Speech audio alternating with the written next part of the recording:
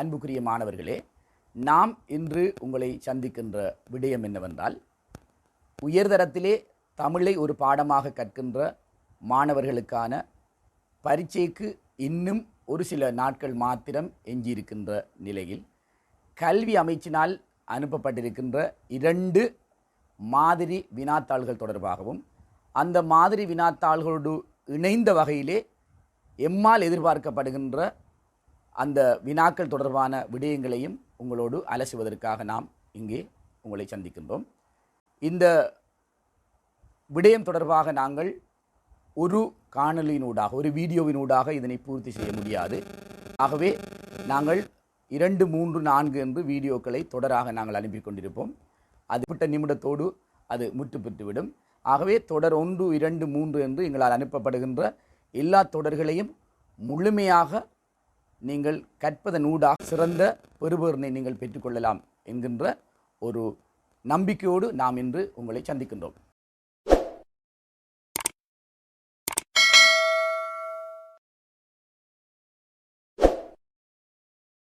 உங்களுக்கு தெரியும், எப்போதுமே முதலாவது வினா சங்ககால பாடல் தொடர்பான ஒரு வினாவாக அமையும்.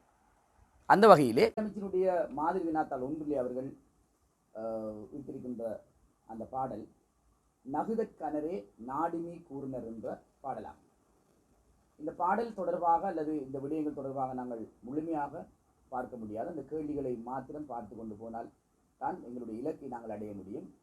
அந்த வகையிலே நாங்கள் இந்த முதலாவது ஆன பகுதிக்காக கொடுக்கப்பட்டிருக்கின்ற வினாக்களை நாங்கள் பார்க்கின்ற போது, இச்செய்யுளின் திணையினையும் துறையினையும் விளக்குக என்று முதலாவது வினா கேட்கப்பட்டிருக்கிறது. இந்த நகுதற்கனரே நாடினி கூர்னர் என்கின்ற இந்த பாடலுடைய துறையை பொறுத்தவரையிலே அது காஞ்சி திணை என்பது உங்களுக்கு தெரியும். அவருடைய துறையை பொறுத்தவரையிலே அந்த துறையானது வஞ்சின காஞ்சி என்று நாங்கள் குறிப்பிடலாம். இந்த வஞ்சின காஞ்சி என்றால் என்ன என்று நாங்கள் பார்க்கின்ற போது, இந்த பாடலிலே வருகின்ற இந்த செருவென்ற நெடுஞ்செழியன் என்கின்ற இந்த மன்னனோடு தொடர்பான வஞ்சின காஞ்சி தான் இந்த பாடலிலே உள்ளடக்கப்பட்டிருக்கிறது. தன்னை ஏளனமாகவும் தம்மை உயர்த்தியும் பேசிய சினங்கொண்ட வேந்தர்களை வென்று அடிமைப்படுத்துவேன் என்று தனது வீரமும் மானமும் வெளிப்படுமாறு இந்த நெடுஞ்செழியன் தன்னுடைய சபதத்தை வெளிப்படுத்துகின்ற ஒரு துறையினைத்தான் நாங்கள் வஞ்சின காஞ்சி என்று குறிப்பிடுவோம். அப்போ முதலாவது இந்த ஆன பகுதியினுடைய முதலாவது வினாவை பொறுத்தவரையிலே இதனுடைய திணை என்ன என்று கேட்கப்பட்டிருக்கிறது. அதற்கு காஞ்சி என்று நாங்கள் கொடுப்பதற்கு 2 புள்ளிகளும், அந்த துறை என்று நாங்கள் சொல்லுகின்ற போது வஞ்சின காஞ்சி என்று சொல்லிவிட்டு நான் மேலே சொன்ன விளக்கத்தை கொடுப்பதற்கு 2 புள்ளிகளுமாக 4 புள்ளிகள் அந்த முதலாவது வினாவுக்கு வழங்கப்படுகிறது. 2வது வினாவை பொறுத்தவரையிலே இச்செய்யுளில் கூறப்பட்டுள்ள நல்லாட்சி செய்யும் அரசனிடம் இருக்க வேண்டிய பண்புகளை குறிப்பிடுக என்று ஒரு வினா கேட்கப்பட்டிருக்கிறது. உங்களுக்கு தெரியும், நகுதற் கனரே நாடினி கூர்னர் என்ற பாடலை பொறுத்தவரையிலே இந்த பாடலிலே தன்னை எதிர்த்து வருகின்ற மன்னனை நெடுஞ்செழியன் தன்னுடைய வஞ்சின காஞ்சியின் ஊடாக தன்னுடைய கோபத்தை வெளிப்படுத்துகின்ற ஒரு திறன் இந்த பாடலில் இருக்கிறது. அந்த வகையிலே பார்க்கின்ற போது தன்னை உயர்வாகவும் தம்மை ஏளனமாகவும் பேசிய அந்த மன்னர்களை அவர்கள் நாட்படைகளோடு வந்தாலும் அந்த படைகளை அவர்களுடைய அந்த வெற்றி முரசோடு நான் கைப்பற்றுவேன் என்று சொல்லுகின்ற விடயங்கள் தொடக்கம் பல்வேறு விடயங்களை அவன் கூறுவதன் ஊடாக அந்த விடயங்கள் எல்லாம் ஒரு நல்லாட்சி செய்கின்ற அரசனுக்கு இருக்க வேண்டிய பண்புகள் என்று மறைமுகமாக கூறப்படுகின்றது. அந்த வகையிலே நாங்கள் பார்க்கின்ற போது இந்த கேள்விக்குரிய விடை 2வது கேள்வியாக கேட்கப்பட்டிருக்கின்ற கேள்வி என்னவென்று பார்க்கின்ற போது, இச்செய்யுளிலே கூறப்பட்டுள்ள நல்லாட்சி செய்யும் அரசனிடம் இருக்க வேண்டிய பண்புகளை குறிப்பிடுக என்று நாங்கள் சொல்லுகின்ற போது அதற்குரிய விடையாக நாட்டு மக்களை பகைவர்களிடமிருந்து பாதுகாத்தல் என்கின்ற ஒரு விடையை கொடுக்கலாம். 2வது உயர்ந்த சிறப்பினையும் மேம்பட்ட அறிவினையும் உடைய புலவர்களால் பாடப்படுவதை அவன் விரும்புகின்ற ஒருவனாக இருக்கிறான். மறைமுகமாக அவன் சொல்லுகிறான், அவ்வாறு நான் செய்யாவிட்டால் அவர்கள் என்னை பாடாது விடட்டும் என்றால் அவர்கள் பாடப்படுவதை நான் விரும்புகிறேன் என்பதுதான் என்னுடைய பொருள். அப்போ இரண்டாவது விடயம் அது. மூன்றாவது, துன்பத்திலே வாடுகின்ற மக்களை துன்பமின்றி பாதுகாக்கின்ற ஒரு நிலையினை உடையவனாக நான் இருக்க வேண்டும். நான்காவது விடயமாக, தம்மிடம் வந்து யாசிப்பவர்களுக்கு பொருளை கொடுக்கக்கூடியவனாக, கொடுத்து உதவக்கூடியவனாக மன்னன் இருக்க வேண்டும். மூன்றாவது வினாவை பொறுத்தவரையில் இச்செய்யுளின் மூலம் விளங்கும் சங்ககால புறத்திணை இலக்கிய மரபினை விளக்கு. இது பெயர் சுட்டி பாடப்படுகின்ற ஒரு பாடல். மன்னனுடைய கொடை சொல்லப்படுகிறது, அவருடைய வீரம் வெளிப்படுத்தப்படுகிறது, மன்னனுடைய புகழ் இதனூடாக பாடப்படுகிறது, காஞ்சித்திணை பாடலாக இது வருகிறது என்கின்ற விடயங்களை உள்ளடக்கி இதனுடைய புறத்திணை மரபை நாம் சுட்டிக்காட்ட முடியும். அமைச்சருடைய மாதை வினாத்தாள் 2 உள்ளடக்கப்பட்டிருக்கின்ற பாடல் படுமழை பொழிந்த பயன்மிகு புறவின் என்று வருகின்ற பாடலாகும். இந்த பாடல் முல்லை நிலத்துக்குரிய பாடல். இந்த பாடல் தலைவனுடைய கூட்டாக வருகிறது என்பதெல்லாம் நாங்கள் ஏற்கனவே படித்திருக்கின்ற விடயங்கள். இங்கே பார்க்கின்ற போது இதனுடைய முதலாவது கேள்வியாக கல்வி அமைச்சு எந்த வினாவை தொடுத்திருக்கிறது என்று நாங்கள் பார்க்கின்ற போது, இச்செய்யுள் யாரால் யாரை நோக்கி எவ்விடயம் வலியுறுத்தப்படுகிறது என்பது இதனுடைய முதலாவது வினாவாக அமைகிறது. யாரால் என்ற கேள்விக்கு விடை தலைவனால் என்று வரும். யாரை நோக்கி என்று சொல்லுகின்ற போது தேர்ப்பாகனை நோக்கி.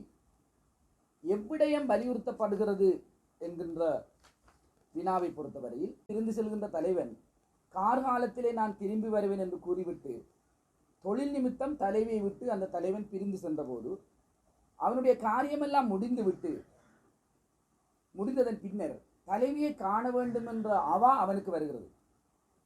அந்த சந்தர்ப்பத்திலே தலைவியை காண வேண்டும் என்ற வேட்கையோடு அவன் வருகின்ற போது இடையிலே சந்திக்கின்ற விடயங்களை எல்லாம் கூறி தேர்ப்பாகனை விரைவாக தன்னுடைய தலைவியை சந்திப்பதற்கு நீ தன்னுடைய தேரை விரைவாக செலுத்துமாறு கூறுவதுதான் இந்த பாடலுடைய என்ன விடயம் வலியுறுத்தப்படுகிறது என்ற அம்சமாகும். இரண்டாவது வினாவை பொறுத்தவரையில் இச்செய்யுளில் வெளிப்படுத்தப்படும் அகத்திணை மரபுகளை குறிப்பிடுக என்ற ஒரு வினா கேட்கப்படுகிறது. பொதுவாக அகத்திணை மரபுகள் அல்ல அகத்திணை கூறுகள் என்று வருகின்ற போது சங்ககால பாடலாக இருப்பதனால் எல்லா பாடல்களுக்கும் இந்த விடையை நாங்கள் அமைத்துக் கொள்ளலாம். பெயர் சுட்டாமல் பாடப்படுவது என்பது முதலாவது விடை. இரண்டாவது, பாத்திர கூட்டாக இது வருகிறது என்று நாங்கள் சொல்லிவிட்டு இது தலைவனுடைய கூட்டு என்று நாங்கள் அடையாளப்படுத்தலாம். இதிலே முதல் கரு உரி என்கின்ற 3 விடயங்கள் உள்ளடக்கப்பட்டிருக்கின்றன. முதலாக நாங்கள் முல்லை நிலத்தையும் பொழுதாக கார்காலத்தையும் குறிப்பிட முடியும். கருவாக விடவம் செடி, காந்தள் மலர், மான், குதிரை இவ்வாறான விடயங்களை நாங்கள் அடையாளப்படுத்த முடியும். உரி என்பது இருத்தல் ஒழுக்கம் என்று நாங்கள் குறிப்பிடலாம். மூன்றாவதாக வருகின்ற வினா, இச்செய்யுளில் தலைவனின் காதல் உணர்வு வெளிப்படுமாற்றினை விளக்கு என்று வருகிறது. கார்காலம் வந்தது என்பதற்கு அடையாளமாக வருகின்ற இயற்கை அம்சங்களின் ஊடாக தலைவனுடைய காதல் உணர்வு அங்கே சித்தரிக்கப்படுகிறது. போகின்ற நேரம் ஏற்படுகின்ற இந்த சிறிய பலவிதமான வாத்திய கருவிகளுடைய ஒலிகள் என்று நாங்கள் குறிப்பிடுகின்ற போது அது அவனுக்கு அந்த கல்யாண ஊர்வலத்தினுடைய ஒலியை அவனுக்கு ஞாபகப்படுத்துவதாக வருகிறது என்று நாங்கள் பார்க்கின்ற போது அதிலே அந்த காதல் உணர்வு வெளிப்படுகிறது என்று சொல்ல முடியும். அதே போன்று அவன் போகின்ற அந்த வழியிலே முடுக்கப்பட்ட கொம்புகளையுடைய பெண்மான் ஆண்மானோடு தன்னுடைய விருப்பமான பெண்மானோடு இருந்து அந்த நீரை அருந்தி கொண்டிருக்கிறது என்கின்ற ஒரு காட்சியை சொல்லுகிறான். அவ்வாறாக இருந்தால் அந்த நீரை ஆண்மானும் பெண்மானும் சேர்ந்து அருந்துகின்ற அந்த காட்சியானது தன்னுடைய தலைவியை அவனுக்கு ஞாபகம் ஊட்டுகிறது. நானும் தலைவியை சந்தித்தால் இவ்வாறான ஒரு நிலையிலே அவளோடு சந்தோஷமாக வாழ்வேன் என்று அவன் அதனை ஞாபகப்படுத்துவதனூடாக அதனை சொல்ல முடியும். அதே போன்று அவன் தன்னுடைய தேர்ப்பாகனிடம் அவளை சந்திக்க வேண்டும் என்கின்ற அந்த ஆசையினால் விரைவாக நீ தேரை செலுத்துவாயாக என்று குறிப்பிடுகின்ற விடயத்திலே அவனுடைய காதல் உணர்வு வெளிப்படுகிறது.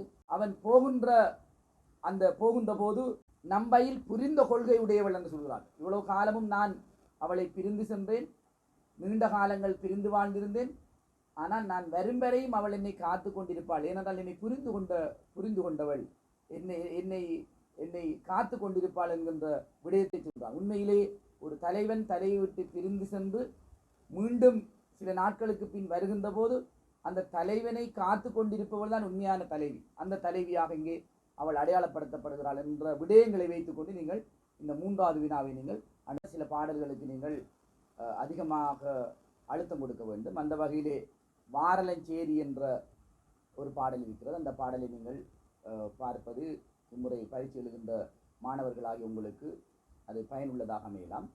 அந்த வாரலஞ்சேரி என்ற பாடலிலே யாரை நோக்கி எந்த விடயம் குறிப்பிடப்பட்டுள்ளது என்று கேட்கலாம். இந்த பாடலுடைய திணை மயங்கி பாடப்பட்டுள்ள விதம் எவ்வாறு இதிலே குறிப்பிடப்படுகிறது என்றால், இந்த பாடல் குறிஞ்சினத்துக்குரிய உரிப்பொருளான யானை மருத நிலத்தினுடைய இந்த பாடலிலே வருகிறது என்கின்ற விடயம் எல்லாம் திணைமயங்க பாடலிலே நாங்கள் பாடல் என்பதற்கான சாட்சியமாக குறிப்பிட முடியும். இங்கே சிறப்பிக்கப்படுகின்ற மன்னன் யார், அவன் எவ்வாறு சிறப்பிக்கப்பட்டுள்ளான், பரத்தையை நாடி சென்ற தலைவன் எவ்வாறு கண்டிக்கப்படுகின்றான், இந்த பாடலினூடாக தோழியினுடைய மதிநுட்பம் எவ்வாறு அல்ல முக்கியத்துவம் எவ்வாறு சித்தரிக்கப்படுகிறது, அழிசி ஆர்காடு அன்னை இவள் பழிதீர் மாநலம் என்ற வரிகளினூடாக வெளிப்படுத்தப்படுகின்ற சிறப்புகள் என்ன, இவ்வாறான வினாக்கள் எல்லாம் வரலாம். அவைகளை எல்லாம் பார்த்து கொள்ளுங்கள். இளமை பாரார் வளம் நசை சென்றோர் என்ற அந்த சங்ககால பாடலை நாங்கள் பார்ப்பது சிறப்பானது. அருகுலத்து என்ற பாடலை நாங்கள் பார்க்க வேண்டும். அதிலே பேகன் மீதான புலவருடைய ஈடுபாடு, திணையும் துறையும் எவ்வாறு இதிலே சித்தரிக்கப்பட்டுள்ளது, ஊமையின் சிறப்புகள், புறத்திணை கூறுகள் என்றவாறான சில வினாக்கள் இந்த பகுதியினூடாக வர முடியும். பொதுவாக சங்ககால பாடலை பொறுத்தவரை வந்த பாடல்கள் போக மீதமுள்ள பாடல்கள் எல்லாம் இந்த முறை பரீட்சைக்கு வரலாம் என்கின்ற ஒரு எதிர்பார்ப்போடு நீங்கள் படித்தாலும் கடந்த காலங்களிலே, அதிலே கடந்த காலம் என்பது முதல் 2 வருடங்களிலே வந்த சங்ககால பாடல்களை நீங்கள் பார்ப்பது உங்களுக்கு உசிதமாக இருக்கும். அந்த பாடல்கள் எல்லாம் நான் இங்கே போட்டிருக்கிறேன். பொதுவாக சங்ககால பாடல் தொடர்பான வினாக்களை பொறுத்தவரையில் நான் சொல்லுகின்ற இந்த அடிப்படையிலே நீங்கள் வினாக்களை பொதுவாக தொகுத்து பார்ப்பீர்களாக இருந்தால் சிறப்பு. அதிலே முதலாவதாக நாங்கள் இந்த பாடலுடைய துறை சம்பந்தமாக நீங்கள் பார்க்க வேண்டும். அதே போன்று இந்த யாரை நோக்கி யாரால் இந்த விடயம் குறிப்பிடப்படுகின்ற என்ற விடயங்களை நாங்கள் பார்க்க வேண்டும். அந்த பாடலுடைய அகத்திணை புறத்திணை கூறு என்ற விடயம் சம்பந்தமாக பார்ப்பது சிறப்பானது. அதே போன்று சில வேளைகளிலே இந்த பாடல்களிலே அணிகள் காணப்பட்டால் அந்த அணிகளை நாங்கள் எவ்வாறு விளக்குவது, அணியினுடைய சிறப்பை விளக்கு என்று கேட்டால் அணியினுடைய என்று பொதுவாக வருகின்ற போது அதிலே என்ன அணி என்று குறிப்பிட வேண்டும். முதலாவது அந்த குறிப்பிடப்பட்ட அணியை நாங்கள் இனங்காட்ட வேண்டும். பிறகு அதன் பிறகு அதனுடைய ஓமானம் ஓமையை பொதுத்தன்மை என்கின்ற அடிப்படையிலே விடை எழுத வேண்டும். சில வேளைகளிலே ஓமை அணி என்று கேட்டால் அந்த ஓமை அணியுடைய சிறப்பை விளக்குதல் என்பது அல்லது ஓமை அணியை விளக்குதல் என்பது ஓமானம் ஓமையும் பொதுத்தன்மை என்கின்ற அடிப்படையில் நீங்கள் விடைகளை கொடுத்தால் போதுமானதாக இருக்கும். இவைகள் தான் கடந்த கால விடைத்தாள்களிலே மதிப்பீட்டு பணிகளிலே கொடுக்கப்படுகின்ற விடயங்களாக இருக்கின்றன. அதே போன்று ஒரு பாடலுடைய ஒரு பகுதியை தந்துவிட்டு அந்த பகுதியை விளக்க சொல்வார்கள். உதாரணமாக அழிசி ஆற்காடு அன்ன இவள் பழிதீர் மாநலம் என்ற வரிகளினூடாக வெளிப்படுத்தப்படுகின்ற சிறப்புகள் என்ன என்று கேட்டால், இந்த சிறப்பை எழுதுவதற்கான ஒரு முறை ஒன்று இருக்கிறது. முதலாவது அந்த தரப்படுகின்ற அந்த விடயத்தினுடைய பொருளை நாங்கள் எழுத வேண்டும். உதாரணமாக அழிசியினுடைய ஆற்காட்டினை போன்று இவளுடைய பழி இல்லாத அழகிய நலம் என்பது இதனுடைய பொருள் என்று முதல் பொருளை குறித்துவிட்டு இதிலே ஓமானம் இருந்தால் அந்த ஓமை அணிகளை எடுத்துக்காட்ட வேண்டும். அழிசியினுடைய ஆற்காடு அவளுடைய பழி இல்லாத அழகிய நலத்துக்கு ஓமானமாக சொல்லப்படுகிறது என்ற விடயத்தை 2வது விளக்கிவிட்டு இதன் ஊடாக அவர் என்ன சொல்ல வருகிறார் என்ற விடயத்தை சொல்ல வேண்டும். உதாரணமாக சங்க காலத்தை பொறுத்தவரையிலே பொதுவாக இந்த பெண்களுடைய அழகுகளை சொல்லுகின்ற போது அந்த அழகாக இயற்கையான விடயங்களை, இயற்கையான துறைமுகங்களை, இயற்கையான அம்சங்களை தலைவியினுடைய அழகோடு ஓமித்து சொல்லுகின்ற ஒரு மரபு இருக்கிறது. ஆகவே இங்கே அழிசியினுடைய அந்த ஆற்காடு என்பது இந்த பெண்ணினுடைய அழகுக்காக சொல்லப்படுவது. இந்த அந்த அப்படி சிறப்புகள் ஏதாவது இருக்கிறதா என்பதை தேடி அதனை சொல்ல வேண்டியது மிக முக்கியமானது. அவ்வாறு சொல்லுகின்ற போது இதிலே பயன்படுத்தப்படுகின்ற சில சொற்கள், உதாரணமாக பழிதீர் மாநலம் என்று சொல்வார். அப்போ பழி இல்லாத அழகினை உடையவர். உதாரணமாக பழி இல்லாத அழகு என்பது இப்போது இருக்கிற அழகை நாங்கள் பழி இல்லாத அழகு என்று சொல்ல முடியாது. என்றால் நாங்கள் வேறு முகப்பூச்சிகளை எல்லாம் பூசியிருக்கின்ற போது அது பழி உள்ள மாநலம். ஆனால் அவர் சொல்கிறார் பழிதீர் மாநலம், அப்படி இயற்கையாகவே அழகுடையவள் என்று சொல்லுகின்ற இந்த விடயங்கள் எல்லாம் உள்ளடக்கித்தான் நாங்கள் இந்த சிறப்புகளை பார்க்க வேண்டும். ஆகவே இந்த அம்சங்களோடு நீங்கள் சங்ககால பாடல் எதுவாக இருந்தாலும் அதற்கு விடையிடுவதற்கு தயாராக இருக்க வேண்டும் என்கின்ற விடயத்தை சொல்லி 2வது விடயத்துக்கு வருகின்றோம்.